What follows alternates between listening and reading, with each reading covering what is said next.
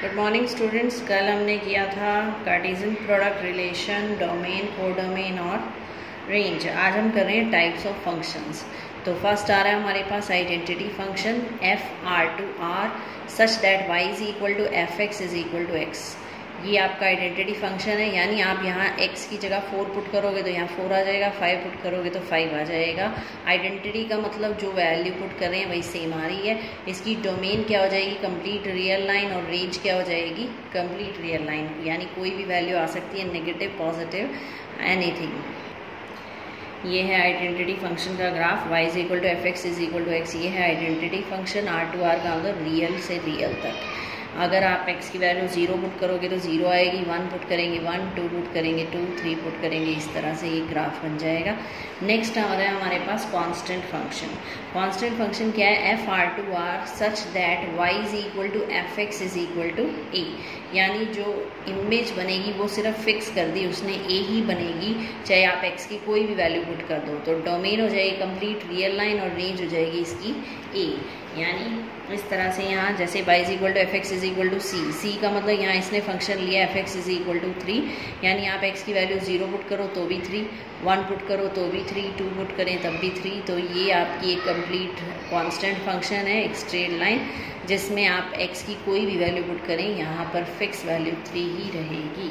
Next आ रहा है हमारे पास polynomial function, y is equal to fx a0 a1 x plus a2 x square an x raise to power n। ये polynomial हमने 9th और 10th में पढ़ रखे हैं, तो वही है आपके रियल टू रियल फंक्शन है। तो पॉलिनोमियल फंक्शन का मतलब जिसमें पॉलिनोमियल दे रखे हैं।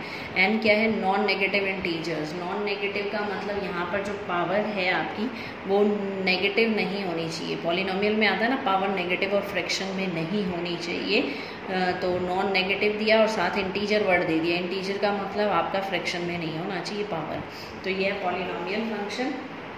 तो पॉलिनोमियल किस टाइप के होते हैं, जैसे x³ माइनस x² प्लस 2 हो गया, x4 प्लस √2 हो गया।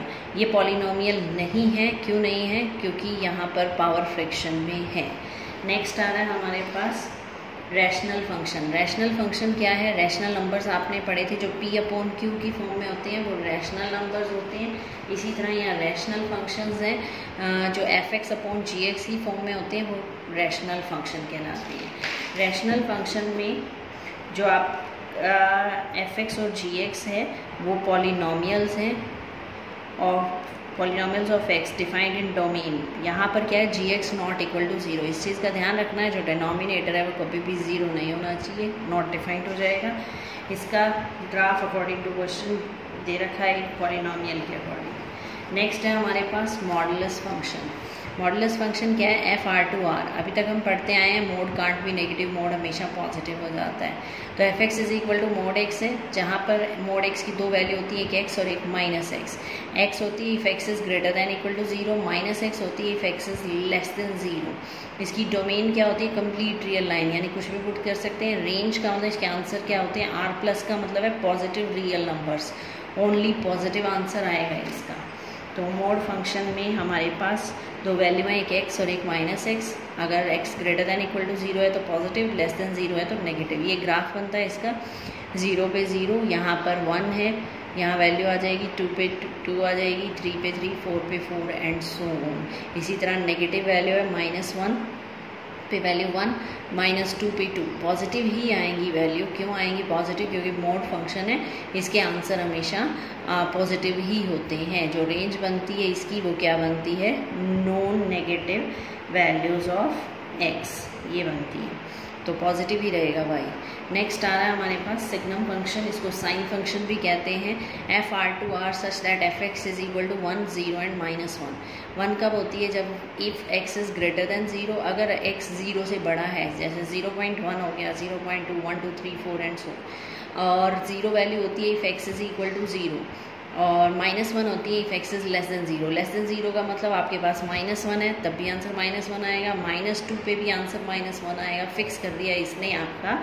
जैसे सपोज यहाँ पर है आपका 0, तो ये हो गया आपका x ग्रेटर देन 0 पे तो आंसर 0 रहेगा। ग्रेटर देन 0 का मतलब इन सारी वैल्यूज़ पे आंसर 1 रहेगा, और लेस देन 0 का मतलब यहाँ से जितनी भी वैल्यूज़ आएंगी उस पर आंसर -1 रहेगा, यानी 3 ही आंसर आएंगे, 0, -1 एंड 1। तो साइन फंक्शन की जो डोमेन है वो हो जाएगी कंप्लीट रियल लाइन, और जो रेंज है वो हो जाएगी इसकी -1, 0 एंड 1। लास्ट आ रहा है greatest integer, very important part. FR2R defined by fx is equal to greatest integer of x where x belongs to R, value of greatest integer less than equal to x। जो greatest integer function होता है उसकी जो वैल्यू होती है वो less than equal to x होती है हमेशा। तो इसकी डोमेन हो गई कंप्लीट रियल लाइन, पर ये इंटीजर फंक्शन है तो इसके आंसर हमेशा इंटीजर आएंगे। अब वो एक तो एग्जांपल देती हूँ कैसे करना है इंटीजर फंक्शन, बहुत अच्छा है, आगे कॉम्पिटिटिव एग्जाम में बहुत क्वेश्चन आते हैं ग्रेटेस्ट इंटीजर की। सपोज़ आपने 2.3 ले लिया है यहाँ पर, तो 2.3 अकॉर्डिंग टू डेफिनेशन क्या है, less than equal to x। या तो ये 2.3 होगा या 2.3 से छोटा होगा, बड़ा नहीं हो सकता। तो 2.3 कहाँ लाई करेगा आपका 2 और 3 के बीच में, ये है 2.3। अकॉर्डिंग टू डेफिनेशन ये आगे नहीं जा सकता तो ये पीछे जा सकता है, तो पीछे जो भी इंटीजर है वो आपका आंसर हो जाएगा, इसका आंसर हो जाएगा 2।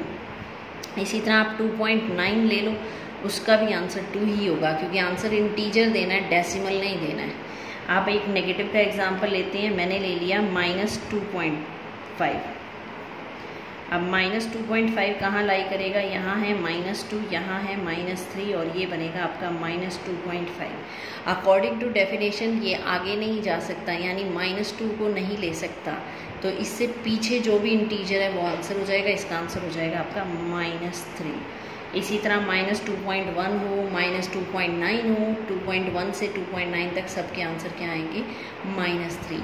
तो आंसर रेंज हो जाएगी इंटीजर्स और डोमेन हो जाएगी एवरी रियल वैल्यू।